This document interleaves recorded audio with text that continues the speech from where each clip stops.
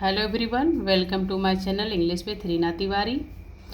Dear student, आज मैं आपको क्लास 10th का poem number 2 fire and ice पढ़ाने वाली हूँ। इसका जो मेन सेंट्रल आइडिया है उसे बताने वाली हूँ। इसके साथ एमसीक्यू और इससे रिलेटेड जो very short answer type question है उसे मैं आपको समझाऊंगी, बताऊंगी। चलिए देखते हैं। The poem Fire and Ice is a strong symbolic poem composed by American poet Robert Frost. ये जो पोएम है फायर एंड आइस, ये भी डस्ट ऑफ स्नो की ही तरह रॉबर्ट फ्रॉस्ट के द्वारा कंपोज किया गया है, जो कि एक अमेरिकन पोएट हैं, आपको पता है। तो ये जो कविता है ये एक सिंबॉलिक पोएम है, एक प्रतीकात्मक कविता है। Fire is use as emotion of desire. Fire को इसमें इमोशन ऑफ डिजायर के रूप में, उसके रूपक के रूप में जो है वो बताया गया है। एंड आइस दैट हैट्रेड, और आइस को हैट्रेड के लिए, हैट्रेड मतलब नफरत, इमोशन ऑफ डिजायर मतलब लालच, इच्छाएं जो हमारी होती है एंडलेस, उसके बारे में बताया उन्होंने। यानी कि फायर को कंपेयर किया उन्होंने डिजायर से, और यहाँ पर आइस को उन्होंने मेटाफोर किया है हैट्रेड से। तो आइए देखते हैं।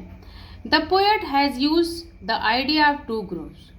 इस पोएम में, इस कविता में पोएट ने दो ग्रुप के जो आइडिया हैं, दो तरह के लोग हैं, दो समूहों के लोग हैं, दो विचारधारा के लोग हैं, उनके आइडियाज़ क्या हैं, उनका जो है वो वर्णन किया गया है। Who have their own possible explanation on the end of the world. और वे दो लोग किस चीज़ पर बातें कर रहे हैं? दुनिया के अंत के बारे में, एंड ऑफ द वर्ल्ड के ऊपर जो है वो अपना पॉसिबली जो है वो एक्सप्लेनेशन दे रहे हैं, अपने अपने विचारों को व्यक्त कर रहे हैं। तो पोएट जो है उनके विचारों को इस पोएम में रखते हैं कि दोनों ही ग्रुप का क्या मत है कि दुनिया का अंत कैसे होगा। One of the option is that fire alone can destroy each and every possibility of life on the earth. एक का ओपिनियन है, एक का ऑप्शन है, एक ये हमें बताते हैं, एक का ग्रुप जो होता है वो हमें ये बता रहा है कि ये दुनिया जो है वो लाइफ का जो अंत है पृथ्वी पर, वो किस कारण हो जाएगा? फायर की वजह से हो जाएगा। यानी कि फायर, यानी कि हमारी जो एंडलेस डिजायर है उसके वजह से हमारी दुनिया क्या हो सकती है, इसका अंत जो है वो हो सकता है। While the other thing that if ice has result extremely low temperature could cover the earth surface. और जबकि दूसरे लोग का ये मत है, दूसरा जो ग्रुप है वो ये विचार करता है कि इस दुनिया का अंत बर्फ़ से हो जाएगा, क्योंकि ये दुनिया आने वाले समय में हो सकता है कुछ ऐसी घटनाएं हो जिससे उसका टेम्परेचर एकदम लो हो जाएगा और वो उस पृथ्वी जो है पूरा क्या हो जाएगी, वो बर्फ़ से ढक जाएगी। It would lead to the end of the world, शायद दुनिया का अंत इससे हो जाए। यानी कि पोएट ने दो ग्रुप की बात कही है, दो तरह के लोग हैं, उनके अपने अपने ओपिनियंस हैं। उन्होंने एक ने बताया कि इस दुनिया का अंत जो है वो फायर से होगा, यानी कि हमारी एंडलेस डिजायर से होगा, हमारी अनंत इच्छाओं की वजह से होगा। जैसे कि हम लोग अपनी इच्छाएं पूर्ति करने के लिए किसी भी हद तक जाते हैं, नुकसान पहुंचाते हैं लोगों का, प्रकृति का, और इससे भी हो सकता है। और आइस को उन्होंने हैट्रेड से कहा है, यानी कि कोल्डनेस से कहा है। वो कोल्डनेस जो उदासीनता होती है हमारे दूसरों के प्रति, नफरत जो होता है उसके प्रति, तो इसमें उन्होंने बताया है कि फायर और आइस यानी कि नफरत से और हमारी लालच और इच्छाओं से इस दुनिया का अंत जो है वो हो सकता है। आगे देखिए सेंट्रल आइडिया में क्या बताया गया है। The fire symbolize burning desire while the ice describe ice cold hatred. इस पोएम में फायर को सिंबलाइज किया गया बर्निंग डिजायर से, यानी कि ज्वलंत इच्छाएं जो हमारी होती है, जो एंडलेस डिजायर होती हैं, एक के बाद एक इच्छा पूरी होती है फिर दूसरी जन्म लेती है। तो इसमें बताया गया fire symbolize burning desire while the ice describe ice cold hatred. जबकि आइस को इसमें वर्णन किया गया है कोल्ड हैट्रेड से, यानी कि हमारी जो उदासीनता होती है, हमारा जो नफरत होता है उससे। It describes how we human will be end of our life our own race. इसमें वर्णन किया गया है कि किस तरह से हम जो मानव जाति हैं वो अब एक दूसरे के कंपटीशन में, एक दूसरे के होड़ में जो है एक दूसरे को कितना नुकसान जो है वो पहुंचाते हैं, और हमारे दुनिया का अंत करने के लिए हम हमेशा लगे रहते हैं। It also illustrate how desire, feeling of lust and passion lead us to our self harm.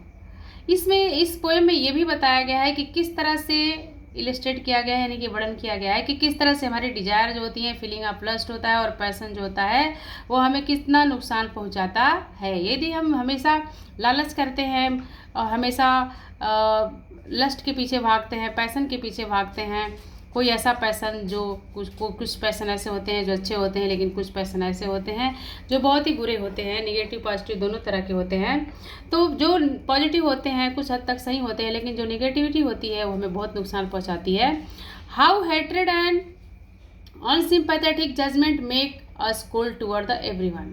और इसमें पोएट ये बताएं कि किस तरह से जो नफरत होता है और अनसिंपैथेटिक जजमेंट होता है, यानी कि हमारे किसी के प्रति सिंपैथिक नहीं होता है और हम हमेशा अनसिंपैथेटिक रहते हैं, तो इससे भी हमारा क्या होता है, किसी को हम नुकसान पहुंचाते हैं, किसी को नफरत जो है वो करते हैं। यानी कि इसमें पोएट ने ये बताया है, पूरे सेंट्रल आइडिया को देखने पर हमें ये पता चलता है एट ए ग्लैंस कि फायर को उन्होंने डिजायर से कंपेयर किया है, डिजायर से, और आइस को उन्होंने हैट्रेड से जो है वो रेफर किया है। तो इसमें बताया गया है कि इच्छाएं हमारी जो अनंत होती हैं, लालच जो होती है हमारी, ये प्रकृति को ख़त्म करने में, दुनिया को ख़त्म करने में सफिशिएंट है। और यही नहीं, आगे ये भी कहा गया है कि अगर दुनिया का अंत फायर से नहीं होता है, डिजायर से नहीं होता है, तो इसका अंत आइस यानी कि हैट्रेड से जो है वो एकदम संभव है। तो ये रहा मेन हमारा central idea of the poem fire and ice. इसके बाद हम लोग एमसीक्यू जो है वो देखेंगे। चलिए अब इसका इम्पोर्टेंट एमसीक्यू जो है फायर एंड आइस का देखते हैं। रॉबर्ट फ्रॉस्ट के द्वारा कंपोज किया गया पोएम। जो मेन एमसीक्यू है उसी को मैंने लिया है, एग्जाम की नज़र से जो मेन है उसी को मैंने इंक्लूड किया है इसमें। इसके अलावा भी अगर कोई होता है, कोई नज़र में आता है, तो हम आगे की वीडियो में जो है उसे जो है वो आपको प्रोवाइड करेंगे। आइए देखते हैं MCQ number first. Who is the poet of the poem fire and ice, कि हमारा जो ये पोएम है फायर एंड आइस, ये किसके द्वारा कंपोज किया गया है, इसका पोएट कौन है।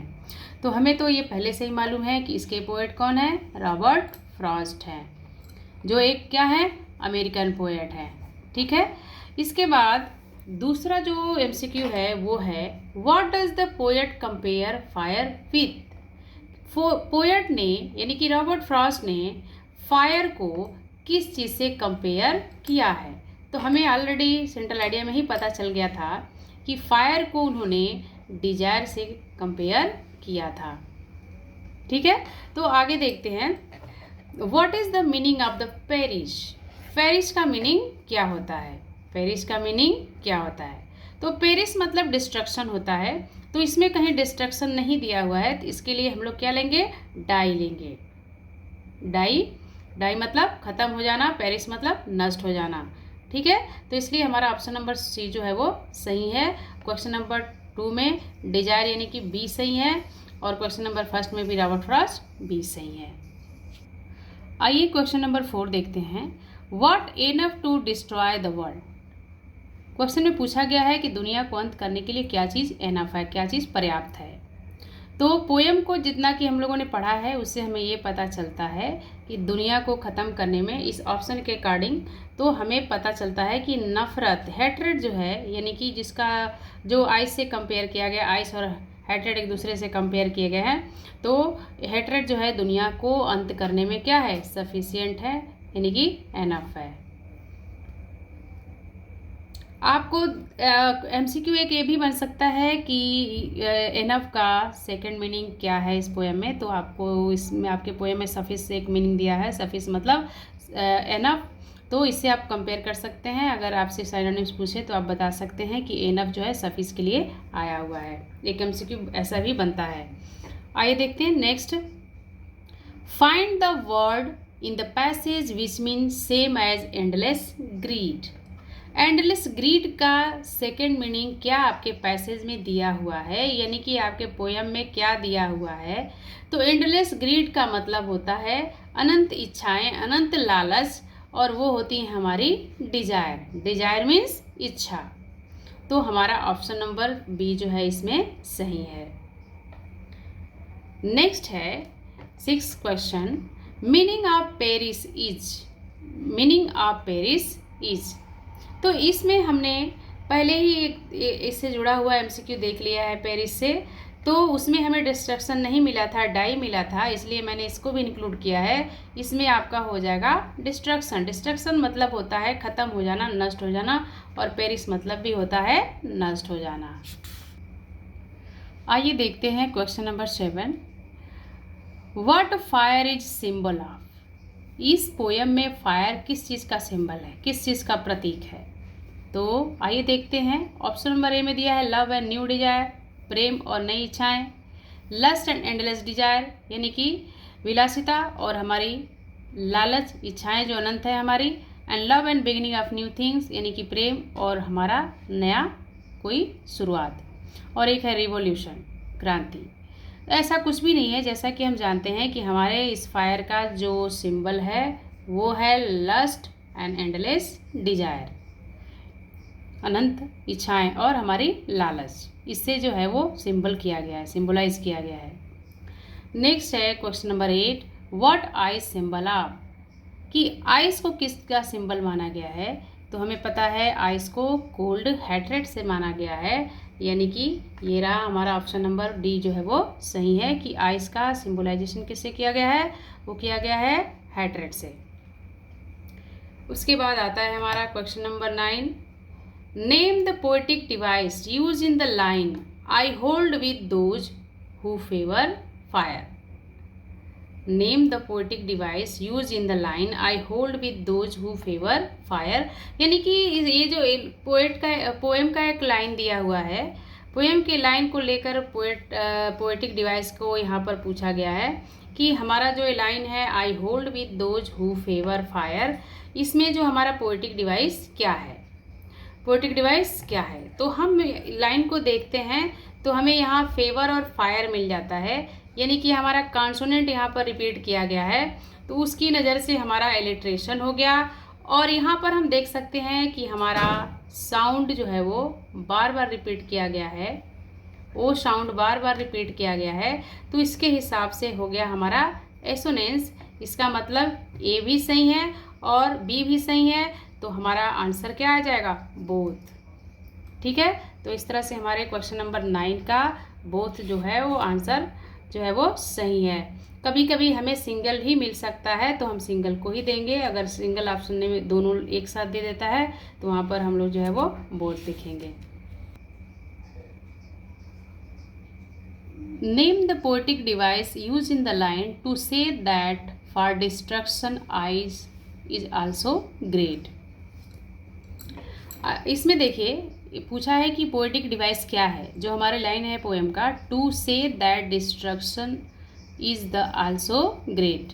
इसमें बताया गया है कि डिस्ट्रक्शन के लिए आइस भी क्या है? ग्रेट है। तो यहाँ पर जो है वो मेटाफर का उपयोग किया गया है।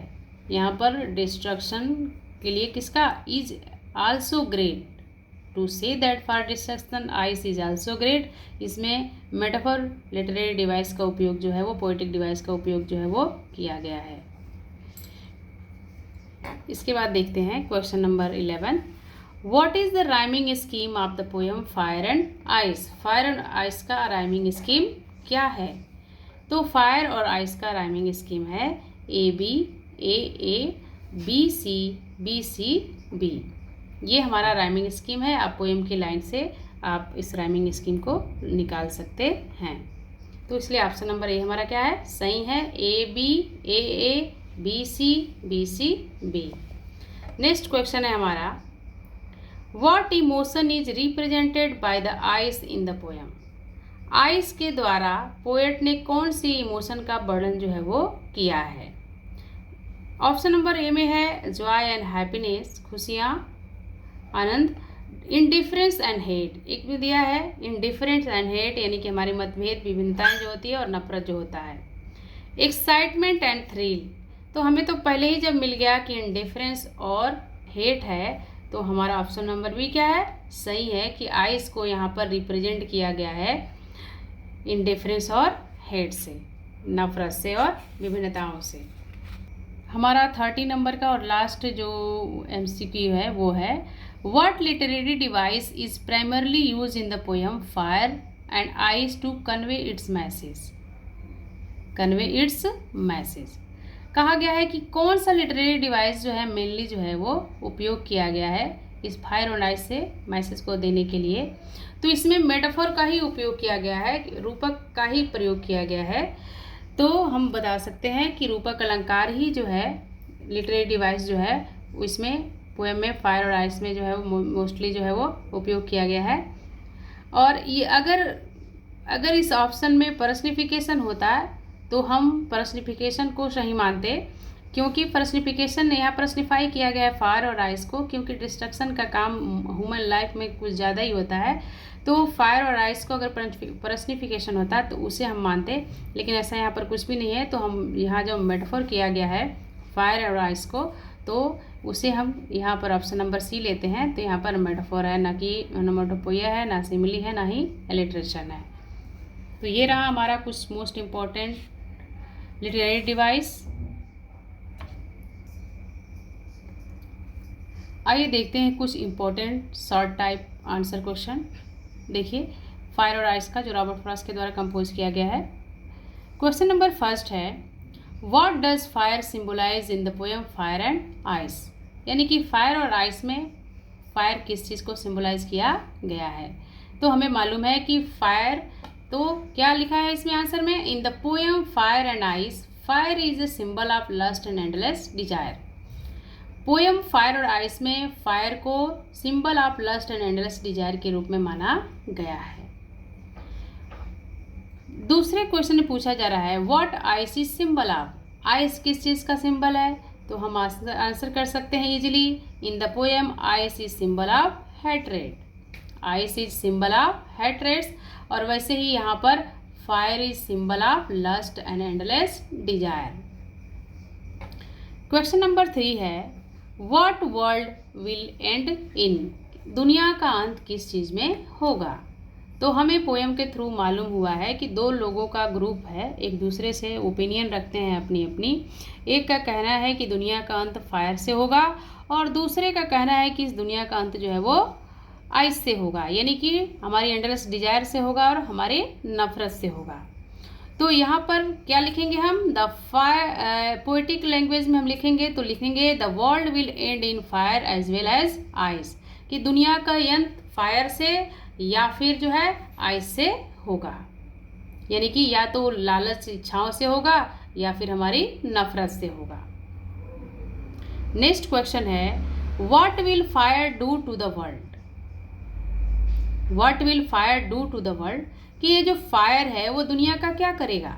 तो हमें मालूम है कि दुनिया का क्या करेगा, वो अंत करेगा। तो इसलिए हमारा क्वेश्चन बनता है, fire will put the world to an end, कि ये जो फायर है यानी कि हमारे लिए इच्छाएं हैं, अनंत इच्छाएं जो हैं, लालच जो है, वो हमें दुनिया के अंत तक ले जाने में सक्षम है, यानी कि कैपेबल है फायर हमारे दुनिया का अंत करने में और उसे नष्ट करने में। अगले क्वेश्चन में पूछा गया है, why does poet hold with those who favour fire, कि पोएट जो हैं वो क्यों समर्थन करते हैं उनका जो फायर का फेवर करते हैं, जो अनंत इच्छाओं का फेवर करते हैं, क्यों उनको वो महत्व देते हैं। तो आइए देखते हैं क्या कहते हैं। The poet hold with those who favour fire, poet fire के पक्ष में रहने वाले लोगों को क्यों समर्थन देते हैं, because the lust of material things is increasing, क्योंकि आज के ज़माने में जितनी भी भौतिकवादी दुनिया है उसके लस्ट में और विलासिता में जो है वो क्या हो रही है, दिन प्रतिदिन जो है वो खोद रही है, यानी कि अपने मटेरियल सुख सुविधा के लिए लोग जो है एक दूसरे को क्या कर रहे हैं, बहुत सारी हानि जो है वो पहुंचा रहे हैं। इसलिए इसमें कहा गया है the poet hold with those who favour fire, कि पोएट उनका भी समर्थन करते हैं जो फायर के पक्ष में है, क्योंकि ये दुनिया मेटेरियलिस्टिक हो गई है और ये क्या कर रही है, लस्ट के पीछे जो है वो भाग रही है, अन्य चीज़ों पर ध्यान नहीं दे रही है। नेक्स्ट क्वेश्चन जो है उसमें बताया गया है, पूछा गया है, who is the poet of the poem. तो ये तो कभी भी क्वेश्चन एमसीक्यू जो है वो पूछे जा सकते हैं पैसे से रिलेटेड, कि इस पोएम के जो पोएट कौन है। तो हमें ऑलरेडी मालूम है कि रॉबर्ट फ्रॉस्ट जो है क्या है, the poet of the poem fire and ice. इसे आप इजीली कह सकते हैं कभी भी कि रॉबर्ट फ्रॉस्ट ही जो है वो फायर एंड आइस के क्या है, पोएट हैं। और यह एक अमेरिकन पोएट है। अगर पूछता है कि ये कहाँ से बिलोंग करते हैं तो आप MCQ में कर सकते हैं कि ये अमेरिका से बिलोंग करते हैं, अमेरिकन पोएट हैं। नेक्स्ट क्वेश्चन है, what is the message of the poem fire and ice. Fire और आइस पोएम का मैसेज क्या है? हमारे लिए फायर और आइस पोएम अगर पढ़ते हैं तो हमें इससे क्या मैसेज मिलता है, क्या संदेश मिलता है, क्या सीख मिलती है, क्या जानकारी मिलती है, तो वो चीज़ क्या है? तो आइए देखते हैं क्या चीज़ हो सकता है। The poem fire and ice by Robert Frost, ये कविता जो फायर एंड आइस है जो रॉबर्ट फ्रॉस्ट के द्वारा कंपोज किया गया, is a metaphor for human perception of desire and hatred. इसमें जो है मानव के जो धारणाएं होती हैं इच्छाओं की और नफ़रत की, उसका वर्णन जो है वो किया गया है। उनके लालच का और उनके नफ़रत के बारे में बताया गया है कि कैसे उनके लालच के वजह से और उनकी नफ़रत की वजह से इस दुनिया का अंत हो सकता है। ये पॉसिबिलिटी जताई गई है कि अगर हमारी लालच अत्यधिक बढ़ जाती है तो हम किसी न किसी को नुकसान पहुंचाने की कोशिश करते हैं, चाहे वो प्रकृति ही क्यों न हो, या नफ़रत भी हो जाती है तो हम नफ़रत में अंधे होकर किसी को भी नुकसान पहुंचा सकते हैं, कुछ भी कर सकते हैं। तो ये रहे कुछ important short answer type question MCQ और सेंट्रल आइडिया। इसके अलावा भी कुछ बनता है MCQ या शॉर्ट आंसर टाइप क्वेश्चन, तो उसे मैं जो है वो आपको प्रोवाइड करूँगी। और मैं ये बताना चाहती हूँ कि इसके अलावा जितने भी लेसन होंगे सबके MCQ और स्पेशल जो नोट होंगे, जो भी इम्पोर्टेंट क्वेश्चन होगा वो आपको मैं प्रोवाइड करूँगी। और इसके साथ मैं ये भी कहना चाहूँगी कि आप मेरे चैनल को अधिक से अधिक शेयर करें, सब्सक्राइब करें और इसके साथ लोगों तक ये नोट्स पहुँचाएँ जिससे कि उनको फ़ायदा जो है वो हो सकेगा। Thank you very much.